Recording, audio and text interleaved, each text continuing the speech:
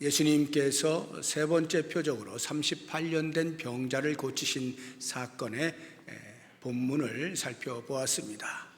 예수님이 38년 된 병자를 고치시니까 그것을 보게 되어진 유대인들이 분노하죠.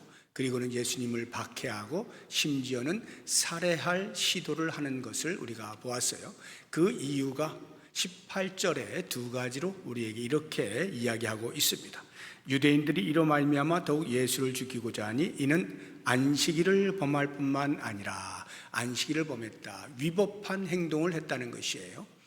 미쉬나라고 해서 장로들의 유전으로 유대인들의 생활 규범을 이렇게 모아놓은 책이 있습니다. 거기에 보면 안식일에 해서는 안 되는 그들이 정해놓은 39가지의 금령이 있는데 그 가운데 하나가 물건을 들고 옮길 수 없는 겁니다. 그런데 예수님께서 38년 된 병자를 고쳐주실 때 내 자리를 들고 일어나 걸어가라 이렇게 말씀하시잖아요. 그래서 침상을 들고 갔다, 물건을 옮겼다 하는 것으로 위법한 행동이라 안식일을 범했다 해서 이제 예수님을 박해하고 죽이려고 한 것이고요. 두 번째 이유는 18절 뒷부분을 보시게 되면 하나님을 자기의 친아버지라 하여 자기를 하나님과 동등으로 삼으심이로라.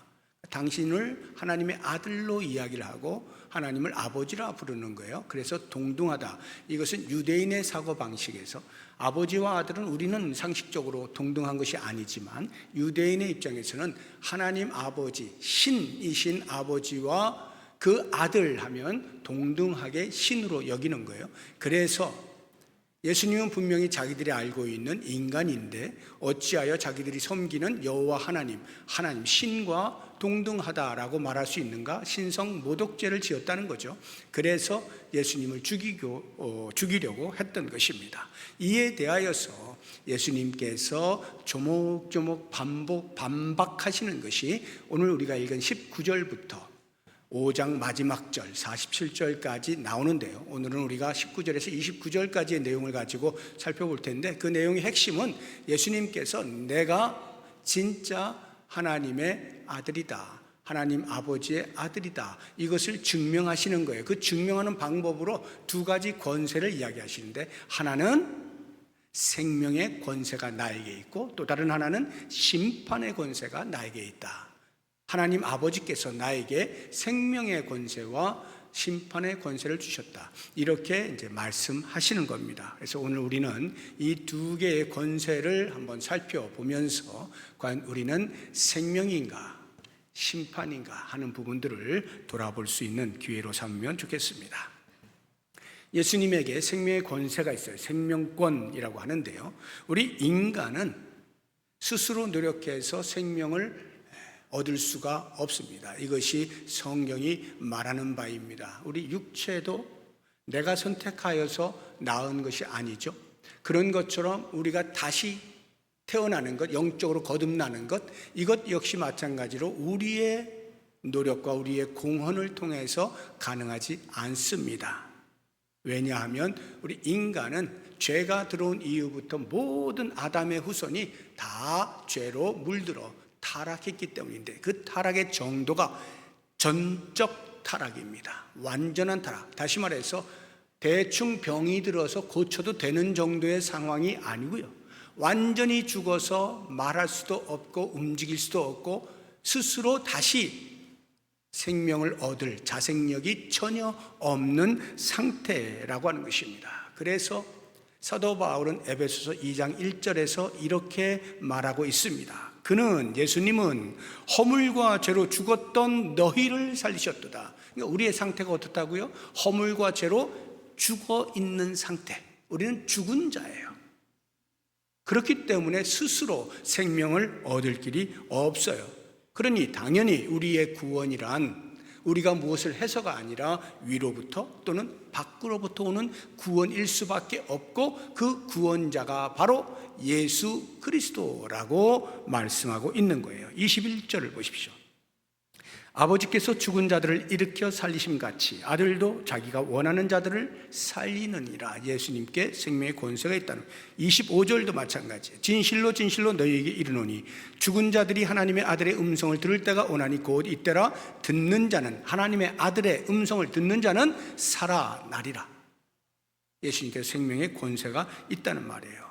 26절을 보시게 되면 직접적으로 이렇게 말씀하고 계시죠. 아버지께서 자기 속에 생명이 있음같이 아들에게도 생명을 주어 그 속에 있게 하셨고, 아버지께서 생명이 있음같이 아들에게도 생명을 주었다. 이것은 아버지가 아들에게 생명을 주어서 아들이 태어났다 이런 말이 아닙니다. 성부 하나님, 성자 예수님, 성령 하나님은 삼위일체이셔요. 그래서 그분은 스스로 계신 자이지 누가 누구에게 생명을 주고 받고 하는 관계가 아니에요. 그러면 여기 이 말씀의 표현은 뭐냐? 아버지가 가지고 있는 생명의 권한을 아들에게도 그대로 주었다, 이런 말씀이에요. 그래서 예수 그리스도의 손에 생명의 권세가 주어지게 된 것입니다. 그러므로 우리가 생명을 얻으려면 딱 한 가지뿐이죠. 예수 그리스도를 믿는 이 한 가지뿐입니다. 24절을 보십시오. 내가 진실로 진실로 너희에게 이르노니 내 말을 듣고 또 나 보내신 이를 믿는 자는 영생을 얻었고, 이렇게 됐죠. 영생을 얻었다라고 하는 과거적 표현인데 사실은 현재 동사예요. 원어로 보면 영생을 얻는다 이런 말이죠. 내가 예수를 믿으면 영생을 얻는다는. 그런데 여기 표현을 보게 되면 예수님이 내 말을 믿고 또 나 보내신 이를 믿는 자, 하나님을 믿는 자는 이렇게 표현이 되어 있습니다만 하나님 아버지를 믿는 것이 곧 예수를 믿는 거예요. 그래서 요한복음 3장 36절을 보시게 되면 더 명확하게 표현해 놓았죠. 아들을 믿는 자에게는 영생이 있고, 아들을 믿는 자에게는 영생이 있고. 근데 이 믿는다는 것과 우리 영접한다는 말이 어떤 차이가 있을까? 요한 1서를 보시게 되면 5장 12절에 아들이 있는 자에게는 생명이 있고 하나님의 아들이 없는 자에게는 생명이 없다. 있다 없다. 이것은 예수님을 내가 영접했다 이런 말이죠. 영접했느냐 안 했느냐. 그래서 하나님의 아들이 있느냐 없느냐 이런 표현인데요. 예수님을 영접하는 자에게는 생명이 있고 영접하지 아니한 자, 거부한 자에게 생명이 없다는 거예요. 그래서 이 영접한다는 말과 믿는다는 말이 어떤 차이가 있을까? 사실은 아무런 차이가 없습니다. 똑같은 말이에요. 요한복음 1장 12절을 보게 되면 영접하는 자 곧 그 이름을 믿는 자에게는 하나님의 아들의 자녀가 되는 권세를 주셨다 이렇게 표현하죠. 그러니까 예수님을 영접한다, 예수님을 모신다 이런 말이 곧 예수님을 믿는다 하는 것과 같은 의미라는 것입니다. 이렇게 생명의 권세가 예수님께 있다라고 할 때 우리가 그 말씀을 생각하면서 반드시 묵상해야 되는 질문이 하나 있습니다. 그게 뭐냐 하면 나는 예수님을 그리스도로, 나는 예수님을 나의 구세주로 믿고 있느냐 하는 부분입니다. 혹시 내 신앙의 연수가 내 교회에서의 직분이 또는 내 교회에서의 봉사하는 열심이 나는 당연히 구원받았지 이렇게 생각하도록 방치하고 있지는 않느냐 이 말이에요. 그런 것들은 예수를 믿었을 때 그 이후로 따라오는 내용들일 뿐이지 그러한 신앙의 연수나 교회의 직분이나 열심 등이 내 구원을 보장해 주는 것은 아닙니다. 내 구원의 보장은 오직 예수 그리스도에게 있어요. 생명의 권세는 오직 예수 그리스도에게 있어요. 예수를 믿는 믿음으로 말미암아서 우리는 구원을 받게 되어 있어요. 그러면 여러분 생각해 보세요. 예수를 믿습니까? 네, 믿습니다. 얼마나 단순한 질문이고 얼마나 간단한 대답입니까? 너무나 쉽잖아요, 구원이. 그래서 많은 사람이 오히려 이상하게 생각하는 거예요. 왜 이렇게 기독교의 구원은 쉬워? 왜 쉬울까요? 이유가 있습니다.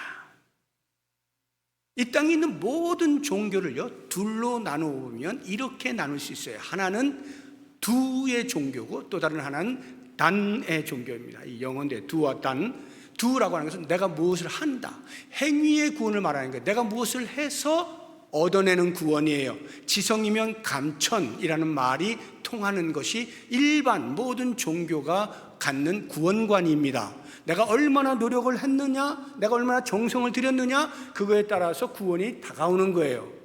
그런데 기독교에서는 그렇게 말하지 않아요. 성경은요 우리에게 단이라고 이야기해요. 단, 누군가가 이미 해놓았다는 거예요.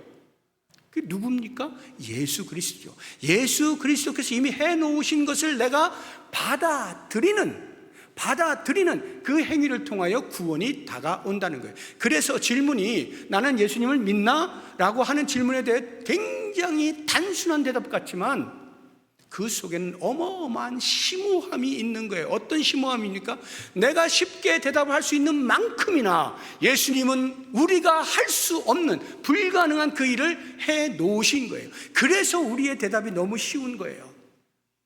당신의 살을 다 찢기시고 보배로운 피를 다 흘리셔서 십자가에서 우리의 죄를 대신하여 죽으신 그 놀라운, 우리가 스스로 할 수 없는 그 일을 행하심으로 우리는 예수를 믿는 믿음의 대답을 너무나 쉽게 하는 거예요. 예수 믿습니까? 네, 믿습니다. 대답은 간단하지만 그 안에 담겨있는 진리의 심오함이라고 하는 것은 무엇으로도 표현할 수가 없는 거예요. 그래서 단순한 대답이 요구되어지는 이 단순한 질문, 끊임없이 우리는 스스로에게 던져야 돼요. 나는 예수를 믿는가? 나는 예수를 그리스도로 고백하는가? 꼭 질문을 던지며 그에 대한 대답을 끊임없이 해낼 수 있어야 됩니다.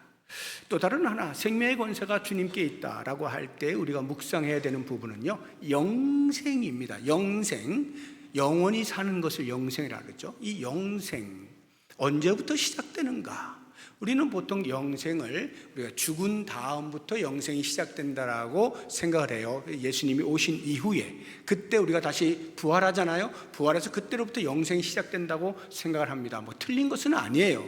그런데 더 정확하게, 더 성경적으로 이해를 하자면 영생은 우리가 예수를 믿는 그 순간부터 발동하는 거예요.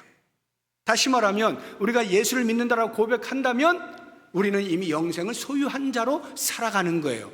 그러면 죽음이라고 하는 것은 어떤 의미일까? 영생을 소유한 자가 살아가는 동안에 이제 그 끝이 되어서 죽음을 맞이하게 되면 그것은요, 영생의 단절이 아니라 영생으로 살아가는 삶의 한 과정 속에서 잠깐 쉬는 거예요. 잠깐 쉬는 거예요. 마치 잠을 자고 아침에 일어나는 것처럼. 그래서 성경에서 성도의 죽음은 항상 잔다라고 표현을 하잖아요.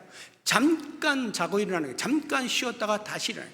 그래서 우리는 이미 영생을 소유한 자로 지금부터 이미 살아가고 있는 것입니다. 이것이 무슨 차이가 있느냐? 우리의 삶의 질이 달라져요. 잘 생각해 보시기 바랍니다. 내가 지금 영생을 소유한 자로 살아간다라고 할 때 곧 내 앞에 닥치게 되어질 죽음이라고 하는 것, 여러분은 지금까지 그 죽음을 생각할 때 어떤 생각을 하셨습니까? 어떤 분들은 한 번도 생각한 적 없이 너무나 삶이 바빠가지고 그냥 무심코 놔둔 채 살아가시는 분도 계실는지 모르지만 어떤 분들은 깊이 생각을 하면서 준비하는 분들도 계실 거예요. 그러면 죽음을 앞두고 있는 사람이 그 죽음에 대해서 어떤 마음을 가져요? 대부분의 사람들은 다 두렵잖아요. 죽으면 이제 내 생명이 끝나는데 사랑하는 사람도 얼굴도 못 보고 말도 못하고 이 좋은 세상 이제는 더 이상 살 수가 없구나. 두려움이 다가오지 않습니까? 그러나 영생을 소유하고 있는 자로 살아가고 있다. 그래서 죽음이라고 하는 건 잠시 쉬는 것이다 라고 인식이 되어지는 순간 그 죽음은 더 이상 두려움이 아니죠. 그러면 그 사람은요, 죽음을 맞이할 때에 주변의 사람들에게 이렇게 간증할 수가 있는 거예요. 나는 이제 잠깐 쉬었다가 계속해서 영생의 삶을 살게 된다. 너희들도 곧 나를 따라오게 될 터인데 이제 우리가 영원히 사는 사람으로서 이 땅에서 우리가 할 일을 다 하고 또 계속해서 주님과 함께 영원히 살게 되어질 소망을 가지고 기쁨으로 살아가자. 이러한 유언을 남길 수 있지 않겠어요? 제가 지난주에 이제 어머님을 여의면서 장례를 치르는 동안에 제가 삼형제입니다. 제가 막내고요. 제일 위에 형도 목사님이에요. 다 신앙이 있고, 뭐 당연히 며느리들도 그렇고, 자녀들도 그렇고, 자손들도 다 예수를 잘 믿습니다. 그렇게 장례를 치르다 보니까요, 제가 성도 여러분들이 많이 오셔서 이렇게 위로해 주시고 한 그것으로도 큰 위로가 되었지만, 이 장례를 치르면서 가족들이 서로 나누는 대화 가운데서 얼마나 큰 은혜를 받았는지 몰라요. 한결같이 하늘의 소망에서 조금도 흔들린 사람이 없고요, 잠시 쉬었다가 다시 만나게 되어질 영광스러움을 바라보면서 장례를 치르는데 감사밖에 안 나오더라고요. 대화하는데 계속해서 감사만 나오는 거예요. 어떤 분들은 욕을 할지 몰라요. 아니, 장례에서 무슨 감사야, 감사는 지금 슬퍼서 눈물을 흘리는 게 당연한 거지, 이렇게 생각하실런지 몰라도, 슬픔이라고 하는 것은 다시 얼굴을 보지 못하는 것에 대한 안타까운 마음, 평생 동안 같이 지내왔던 그 정이 끊어지는 그 일시적인 단절로 인하여서 오는 그러한 감정, 이건 누구나 다 있죠. 누구나 다 있습니다. 저도 지금 그 감정으로 제가 몰입하면요, 지금 설교 못해요. 그렇지만 성도는 하늘의 소망이 있어요. 죽음이라고 하는 것이 영생의 단절이 아니란 말이에요. 영생의 과정 속에 잠시 쉬는 거예요. 그래서 관 속에 누인 어머님을 제가 이제 입관할 때 이렇게 뵈면서 한 평도 안 되는 그 조그만 데 이렇게 누워 계시잖아요. 근데 사실은요, 그게 성도에게는 그게 쉼터잖아요. 쉼터. 잠시 쉬고 계시는 거예요. 사랑하는 성도 여러분, 우리에게 있어서 죽음이라고 하는 것은 결코 두려움의 대상이 아닙니다. 잠시 쉬었다가 가는 영생의 한 과정에 불과한 거예요. 이 사실을 잊지 아니하시면 여러분들의 남은 생이 지금까지 살아온 삶보다 훨씬 더 높은 수준의 신앙의 수준의 진로, 그렇게 살아갈 수 있게 될 것입니다. 예수님의 또 한 손에는 심판의 권세가 있어요. 이 심판의 권세를 보면요, 사람이 죽고 나면요 반드시 심판이 있다고 성경이 이야기하죠. 히브리서 9장 27절을 보게 되면 한 번 죽는 것은 사람에게 정해진 것이요 그 후에는 심판이 있다, 이렇게 이야기하는데요, 죽음 이후에 심판이 있다는 말은 죽음 이후에 인간이 부활한다는 것을 전제하고 하는 말입니다. 부활이 전제되지 않으면 심판은 아무런 의미가 없죠. 인간은 죽은 다음에 부활하게 되어 있어요. 이 부분에 대해서, 인간의 부활에 대해서 성경이 두 가지 정확한 사실을 알려주는데, 하나는 예수를 믿는 자이든 믿지 않는 자이든 모든 사람이 죽음 후에 부활한다는 것입니다. 28절 한번 보십시오. 이를 놀랍게 여기지 말라. 무덤 속에 있는 자가 다 그의 음성을 들을 때가 오나니. 전부 예수를 믿었든 믿지 않았든 예수를 박해했든 어떤 사람이든 상관없이 전부 부활하게 되어 있습니다. 그리고 부활을 할 때 우리의 몸도 부활합니다. 영만 부활하는 것이 아니라 몸도 부활하는데, 다만 이 몸은 변화되어진 몸이에요. 고린도전서 15장 52절 보시면 나팔 소리가 나매, 예수님이 재림하실 때 나팔 소리와 함께 재림하시죠. 그때 죽은 자들이 썩지 아니할 것으로 변화되어진 몸으로 다시 살아나고 우리도 변화돼. 여기 우리는 그 당시 예수님이 오실 때 살아있는 자를 말하는 거예요. 그 사람은 죽음을 맛보지 않았잖아요. 어떻게 될까? 그 사람도 몸이 변화되어져서 예수님을 만나게 되는 거예요. 그러니까 먼저 죽은 자는 부활하되 변화되어진 몸으로 부활하게 되어 있어요. 그런데 이렇게 모든 사람이 부활하는 것은 똑같지만 부활의 양상은 상반된 두 가지로 나뉘어집니다. 하나는 생명의 부활로, 또 다른 하나는 심판의 부활로 부활하게 되는 거예요. 그것이 29절에 나옵니다. 선한 일을 행한 자는 생명의 부활로, 악한 일을 행한 자는 심판의 부활로 나오리라. 부활하는 것은 똑같은데 양상이 다르다는 거예요. 생명의 부활로, 또는 어떤 사람은 심판의 부활로. 그럼 어떤 사람이 생명의 부활로, 어떤 사람이 심판의 부활로 부활하게 되느냐? 거기 보니까 선한 일을 행한 자는 생명의 부활로, 악한 일을 행한 자는 심판의 부활로. 선과 악으로 나뉘어져서 부활의 양상이 달라진다고 말씀을 해요. 그런데 우리는 이 말씀을 너무나 쉽게 오해합니다. 선한 일을 행한 자는 생명의 부활로, 그러니까 착한 일을 많이 해야 되는구나, 이렇게 생각하기 쉬운데요, 성경에서 말하는 선악의 기준은요 그것만 있는 게 아닙니다. 적어도 세 가지 차원이 있어요. 이 세 가지 차원을 다 잘 알고 계셔야 돼요. 선악을 분별하는 선악의 기준의 세 가지 차원. 첫 번째 차원은 신앙적 차원에서 무엇이 선이냐? 예수 그리스도를 믿는 것이 선이에요. 그럼 반대로 예수를 거부하는 것이 악입니다. 이게 신앙적 차원에서의 선악의 구별 기준이에요. 성경이 우리에게 이야기하는 거예요. 두 번째로 윤리적 차원에서 선악을 구별한다면, 윤리적 차원에서의 선이란 예수 그리스도의 성품을 닮아가는 거예요. 성령의 9가지의 열매를 맺으며 사는 거예요. 이것이 윤리적 선이에요. 그러면 윤리적 악이란 자연인 그대로, 옛 성품 그대로 살아가는 것, 이것이 윤리적 악입니다. 세 번째 구별하는 차원이 있어요. 행위적 차원에서. 행위적 차원에서 이것은 행위적으로 선이라고 하는 것은 타인과의 관계 속에서 다른 사람에게 유익을 끼치는 것이 선이에요. 그러면 행위적 악은 무엇이냐? 다른 사람에게 해악을 끼치는 것, 이것이 행위적인 악입니다. 그러면 이 세 가지 차원을 왜 다 잘 알아야 되느냐? 본질적인 것은 신앙적 차원에서의 선악의 기준입니다. 예수를 믿느냐 믿지 않느냐. 그러나 그 말씀 뒤에는 반드시 두 번째와 세 번째 제가 말씀드린 윤리적 선악과 행위적 선악에 대하여서 생각을 하게 돼 있는데, 왜냐? 예수를 믿게 되어지면요, 당연히 윤리적으로 선을 행하고자 하는 노력을 하게 돼 있고 행위적으로 선을 행하고자 하는 노력을 하게 되어 있어요. 그래서 이 두 번째, 세 번째는 첫 번째 것을 따라오게 되어 있습니다. 우리가 선을 행한 자는 생명의 부활로, 악을 행한 자는 심판의 부활로 부활한다라고 할 때에 이 행위는 뒤에 나오는 윤리적 행위나 행위적 선악, 이것만을 이야기하는 것이 아니라는 것을 제가 지금 말씀을 드리는 거예요. 본질은 예수를 믿느냐 믿지 않느냐, 그래서 그로 인하여서 어떠한 삶을 사느냐, 이 전체가 포함되어진 이야기다 하는 것입니다. 그래서 특별히 행위적 선악에 대해서 다른 사람에게 유익을 끼친다는 것, 행위적 선이죠. 예수를 믿게 되어지면 타인과의 관계 속에서 반드시 다른 사람이 유익을 끼치려고 하지 해를 끼치려고 하는 사람은 없습니다. 그건 예수 믿는 사람이 아니에요. 말로는 예수 믿는다고 할지 모르지만 사실은 예수를 모르는 사람입니다. 예수를 아는 사람은요, 다른 사람에게 해를 끼치려고 하지 않아요.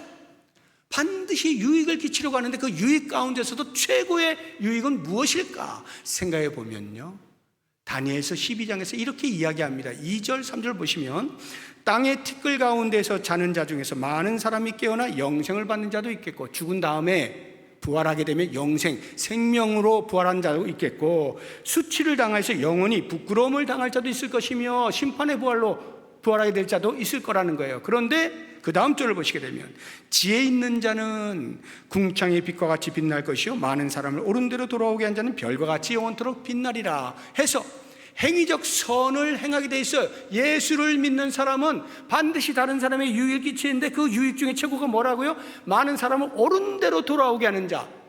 옳은 데가 어디예요? 진리이신 예수 그리스도께로 오게 하는 자.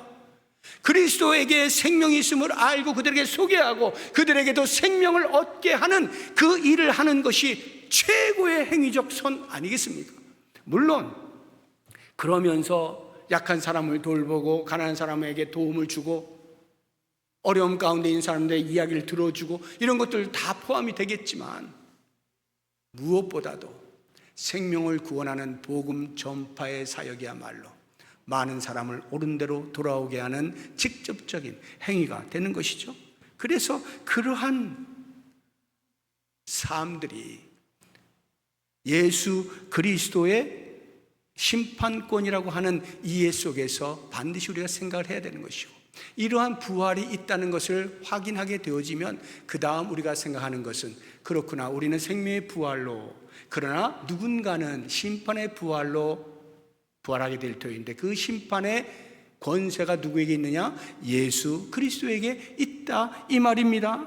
그래서 오늘 본문의 말씀도 그 얘기를 하고 있는 거죠. 22절 보시면, 아버지께서 아무도 심판하지 아니하시고 심판을 다 아들에게 맡기셨다. 27절 보시면, 또 인자됨으로 말미암아 심판하는 권한을 주셨다. 야고보서 4장 12절에 보시게 되면 입법자와 재판관은 오직 한 분이시니 능히 구원하시기도 하며 멸하기도 하신다. 예수 그리스도의 구원과 심판, 생명과 심판이 양손에 들려 있다 이 말이에요. 그럼 왜 하나님 아버지께서 아들 예수 그리스도에게 심판의 권세를 부여하셨을까? 그것은 아들을 공경하게 하려 하심이라. 23절에 그 이야기를 하고 있죠. 이는 모든 사람으로 아버지를 공경하는 것 같이 아들을 공경하게 하려 하심이라. 아들을 공경하지 아니하는 자는 그를 보내신 아버지도 공경하지 아니하니. 이 말씀이 왜 주어지느냐면 유대인들은 하나님을 잘 믿는다고 스스로 생각하고 있었던 거예요. 그런데 정작 하나님 아버지께서 보내신 아들 예수 그리스도를 거부하고 있잖아요. 그러니까 예수님이 말씀하시는 너희들이 지금 하나님을 잘 공경한다고 하느냐? 그렇다면 아들된 나도 공경하는 것이 마땅한데 너희들이 나를 공경하지 않는 것을 보니 하나님을 공경한다는 것이 거짓말이로구나. 이 말씀을 지금 하고 계시는 거예요. 아들을 배척한 자의 그 최후는 영벌입니다. 영원한 형벌을 받을 수밖에 없어요. 요한복음 3장 36절 우리 앞에 보았는데 뒷부분을 보시게 되면 아들에게 순종하지 아니하는 자는 영생을 보지 못하고 도리어 하나님의 진노가 그 위에 머물러 있는, 예수를 거부하는 자는 하나님의 진노가 그 위에 머물러 있게 되어지는 거예요. 데살로니가후서 1장 8절 9절도 이 말씀을 합니다. 하나님을 모르는 자들과 우리 주 예수의 복음에 복종하지 않는 자들에게 형벌을 내리시리니 이런 자들은 주의 얼굴과 그의 힘의 영광을 떠나 영원한 멸망의 형벌을 받으리로다. 예수를 거부하는 자들에게는 영원한 형벌이 주어져 있어요. 그러면 우리가 이 사실을 인지하게 되어질 때 이제 무엇을 묵상해야 될까? 진짜 힘 앞에서 두려워할 수 있어야 된다는 거예요. 가짜로 힘이 있는 척하는 그런 것들에게는 우리가 두려워할 필요가 없어요. 사탄이 그렇잖아요. 으렁거리면서 우리를 삼킬 것처럼 늘 찾아다니잖아요. 그런데 사실은 으렁거릴 뿐이지 잡아먹을 수가 없어요. 왜? 예수님이 이미 우리를 구원하여 주셨기 때문에 아무도 우리를 정죄할 수가 없는 거예요. 우리가 손을 먼저 내밀어서 날 잡수시오 하지 않느냐는 말이죠. 사탄이 우리에게 어떠한 힘을 쓸 수가 없는 거예요. 그런데 으렁거리는 그 소리 때문에 두려워서 벌벌벌 떠는 것이 우리의 모습이 아니냐는 거예요. 그러나 정작 두려워할 것은 진짜 힘을 가진 자 앞에서. 진짜 힘이 뭐예요? 우리의 육체뿐만 아니라 영혼까지도 관장하시는 분이 진짜 힘을 가지신 분 아닙니까? 그래서 예수님께서 이렇게 우리에게 말씀하시는 거예요. 마태복음 10장 28절을 보시면 몸은 죽여도 영혼은 능히 죽이지 못하는 자들을 두려워하지 말고 오직 몸과 영혼을 능히 지옥에 멸하실 수 있는 이를 두려워하라. 예수 그리스도에게 심판의 권세가 있어요. 그러면 우리는 그 앞에서 진짜로 두려워할 수 있어야 돼요. 두려워한다는 말은 예수님이 억압하니까 어쩔 수 없이 힘에 눌려가지고 그렇게 벌벌 떤다는 말이 아니라 참 힘을 가지신 분이 누구냐 하는 것에 대한 진정한 의미를 깨닫고 그 앞에서 경외함으로 거룩을 살아내려고 하는 그러한 마음, 이게 두려워한다는 말이에요. 자, 이제 말씀을 정리해 보겠습니다. 예수님의 손에 생명의 권세와 심판의 권세가 있어요. 그러면 나는 어디에 서 있습니까? 생명의 자리입니까? 아니면 심판의 자리입니까? 중간은 없습니다. 회색지대는 없어요. 생명이 아니면 심판, 둘 중에 하나예요. 그러면 어느 누구도 심판의 자리에서 영벌을 받고자 하는 자는 아무도 없을 겁니다. 오직 생명의 부활로 부활하여서 영원히 살아가기를 원하고 있죠. 그 영생을 얻는 유일한 방법이 뭐라고요? 예수 그리스도. 예수는 그리스도시다. 예수는 나의 구세주다. 예수가 나의 인생의 주인이시다. 이 고백을 할 때에만 영생이 주어진다는 거예요. 이 영생이 주어지는 여기에 생각해보고 선택할게요. 계산 좀 해보고 선택할게요. 지금은 내가 바쁘니까 나중에 한가해지면 한번, 그게 아닌 거죠. 주님이 언제 다시 오시게 될지 몰라요. 우리가 언제 죽게 될지 모릅니다. 이렇게 긴박한 순간에서 우리에게 기회가 주어질 때 예수는 그리스도임을 고백하는 이 고백이 선명할 필요가 있는 거예요. 그래서 이 영생을 가진 자는 어떻게 살아야 하느냐 하는 이 부분에서 제가 간단하게 세 가지를 말씀드리면, 첫째는 예수님이 하시는 말씀을 사랑하는 것입니다. 성경 말씀을 읽고 듣고 연구하고 암송하고 묵상하는 이 일이 즐거워야 됩니다. 그 시편 기자가 우리에게 이렇게 말하죠. 시편 119편 97절을 보면 내가 주의 법을 어찌 그리 사랑하는지요 내가 그것을 종일 작은 소리로 읊조리나이다. 종일 작은 소리로 읊조린다는 건 묵상한다는 말이에요. 종일 묵상이라고 하는 것은 하나님의 말씀을 반복하여 생각하는 거예요. 종일 묵상하는 거예요. 그게 즐거운 거예요. 이런 사람을 가리켜서 복 있는 사람이라고 시편 기자가 또 이야기합니다. 1장 1편 1절 2절 보시면 복 있는 사람은 악인들의 꾀를 따르지 아니하며 죄인들의 길에 서지 아니하며 오만한 자들의 자리에 앉지 아니하고 2절 오직 여호와의 율법을 즐거워하여 그의 율법을 주야로 묵상한다. 이렇게 표현했어요.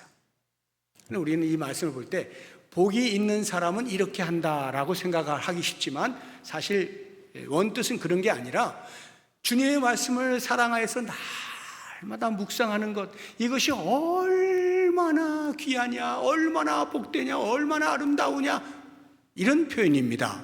그래서 상당히 의역을 많이 해서 잘 인용을 하지는 않지만 그 유진 피터슨 목사님이 쓴 메시지 바이블이라고 하는 것이 있어요. 거길 보면 이 시편 1편 1절 2절을 이런 식으로 표현했는데 상당히 흥미가 있고 우리에게 확 다가오는 그런 표현이어서 한번 소개를 해드리도록 하겠습니다. 그대 하나님께서 좋아하실 수밖에 죄악 소굴에 들락거리길 하나 망할 길에 얼씬거리길 하나 배웠다고 입만 살았길 하나 오직 하나님 말씀에 사로잡혀 밤낮 성경 말씀 곱씹는 그대. 하나님의 말씀을 사모하는 자가 하나님의 눈에 든다 이 말이에요. 하나님의 마음에 합한다 이 말이에요. 하나님께서 보시고 기뻐하신다는 것이죠. 주의 말씀을 사모하는 자 하나님의 마음에 합한 삶이다 이야기하고 있는 거예요. 영생을 소유한 자, 영생을 소유하여 살아가고 있는 사람은 하나님의 말씀을 사랑해요. 그런가 하면 반면에 죄에 대하여서는 지극히 싫어하는 거예요. 미워하는 거예요. 혐오하는 거예요. 죄를 버리는 겁니다. 여러분, 우리 주변의 죄는요, 찾아보면 수도 셀 수 없이 많이 있습니다. 잠깐만 한눈 팔면 우리도 모르는 사이에 벌써 죄 가운데 빠져 있어요. 그 정도로 죄가 우리의 주변에 둘러싸여 있어요. 이러한 세상을 살고 있을 때 우리는 죄에 대하여 민감해야 돼요. 조금만 여유를 두고 다른 사람도 다 그렇게 하는데 뭐 하면서 허용을 하잖아요. 이건 이 정도는 괜찮겠지 허용하는 순간 이미 우리는 죄의 노예가 되는 거예요. 하나를 허용하죠. 2개, 3개, 4개 들어오는 것은 뭐 시간 문제예요. 그냥 쑥 들어옵니다. 그래서 우리는 아무리 조그맣다라고 생각되어지는 죄조차도 싫어해야 돼요. 밀쳐내야 돼요. 잘라내야 돼요. 그러한 영적인 민감함이, 정신을 차림이 날마다 우리에게 있을 때 우리는 죄로부터 승리할 수가 있어요. 그리고 마지막 영생을 소유한 자의 삶의 핵심은 위로 하나님을 사랑하고 옆으로 형제자매 이웃을 사랑하는 거예요. 이것이 모든 성경의 대강령이라고 말씀하시지 않습니까? 이것은 동전의 양면이에요. 나눌 수 없습니다. 내가 하나님을 사랑한다 하면서 형제를 미워하는 것 있을 수 없습니다. 그래서 사랑의 사도인 사도 요한이 이렇게 말한 거예요. 요한일서 4장 20절을 보면 누구든지 하나님을 사랑하노라 하고 그 형제를 미워하면 이는 거짓말하는 자니 보는 바 그 형제를 사랑하지 아니하는 자는 보지 못하는 바 하나님을 사랑할 수 없는 겁니다.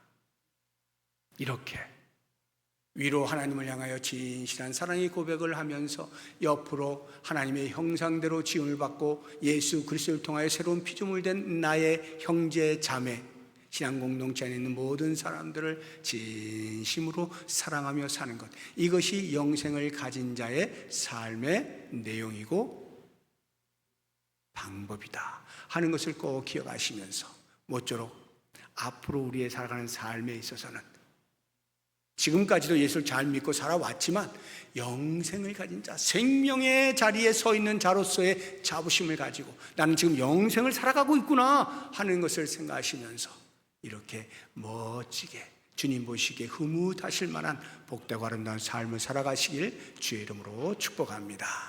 이제 말씀을 생각하면서 우리 같이 기도하겠는데요. 먼저 생명의 권세를 가지신 주님을 온전히 믿고 그 말씀에 순종하는 삶을 살게 해주십시오. 기도하시고요.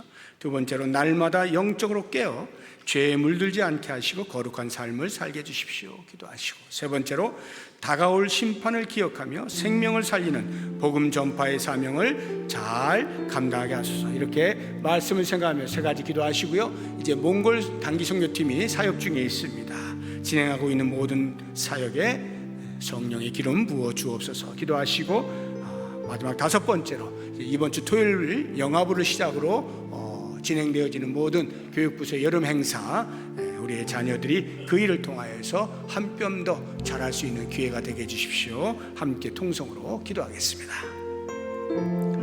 하나님 아버지 감사합니다. 오늘도 주의 거룩한 말씀을 듣고 생명의 권세가 주께 있음을 알게 하심을 감사합니다. 나는 예수님을 믿고 있는지 끊임없이 질문하고 답하게 하여 주옵소서. 그 답이 나에게 있지 아니하고 예수 그리스도의 십자가의 희생에 있음을 알게 하셔서 나는 예수님을 믿습니다 고백하며 그 베푸신 은혜를 기억하고 감사가 넘치는 삶을 살게 하시며 날마다 주의 말씀에 순종하여 살아내는 귀한 복을 허락하여 주시기를 원합니다. 우리의 주변에 끊임없이 다가와 우리를 넘어뜨리려고 하는 사탄의 괴계와 수없이 많은 죄의 모습들, 그 속에서 우리가 어떻게 스스로를 지켜낼 수 있는지 주여 영적으로 민감하게 하여 주옵소서. 깨워 정신을 차리게 하여 주옵소서. 기도하면서 모든 사탄의 괴계를 막아내게 하시고 물리치게 하시고 어떠한 죄의 흔적도 있지 아니하고 악은 모든 모양이라도 보이라는 말씀을 따라서 거룩의 삶을 살아낼 수 있도록 인도하여 주시옵소서. 이제 곧 오게 되어질 종말에 예수 그리스도 다시 오시는 그날에 이제 우리는 어떻게 부활할 것인지 생명의 부활로 부활하는 자 당당하게 이미 그리스도를 믿음으로 영생을 얻은 자의 삶을 살아가기를 원합니다. 오 주님이여 원하옵나니 주의 말씀을 날마다 사모하면서 죄를 멀리하고 위로 하나님을 사랑하며 형제와 자매를 사랑하면서 하나님 보시기에 흐뭇할 만한 삶을 살아가도록 도우시기를 원합니다. 이제 몽골 단기 선교팀이 선교 중에 있습니다. 모든 진행되는 사역 위에 기름 부어 주옵소서. 성령의 역사가 그 땅에 일어나게 하여 주옵소서. 하나님의 말씀의 꽃이 피어나게 하여 주옵소서. 예수 그리스도를 믿어 구원에 이르는 놀라운 역사가 있게 하여 주시옵소서. 우리 영화부, 유치부, 유초등부, 중고등부, 청년부 모든 주일학교 부서가 여름을 맞이하여 집중적으로 교육하고 훈련합니다. 오랜 시간 준비하였는데 그 모든 준비되어진 것이 사랑하는 자녀들에게 그대로 쏟아부어지게 하여 주옵시고 이번 여름 모든 행사를 통하여 한 뼘 더 자랄 수 있는 성장할 수 있는 귀한 자녀들로 삼아 주시옵소서. 예수님의 이름으로 기도드립니다. 하나님 아버지 감사합니다. 주의 말씀을 따라 생명의 권세를 가지신 예수 그리스도를 믿는 믿음의 고백 속에서 영생을 소유한 자의 마땅한 삶을 온전히 살아내게 하여 주시옵소서. 예수님의 이름으로 기도드립니다. 아멘.